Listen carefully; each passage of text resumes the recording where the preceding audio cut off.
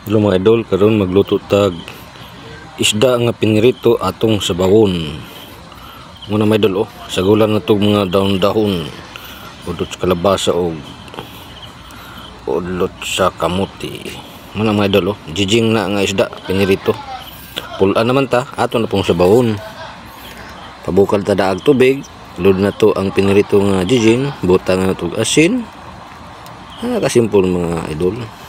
Butangan og bitsin, ibutang din nato ni udlot sa kalabasa o udlot sa kamote with malunggay o tangad para kompleto. Butang din nato tangad para lami kayong sabaw. Muna siya mga idol, muna atong isagol. Bukal na ang tubig, ibutang na nato ang udlot sa kalabasa o sa tangkong. Mga idol, bukal-bukal na. Pagka luto na, ilod na itong kamunggay.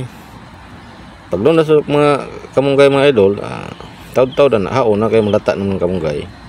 Muna na siya mga idol ang resulta. Luto na ang pinirito nga jijing atong gisabaw pagkalami.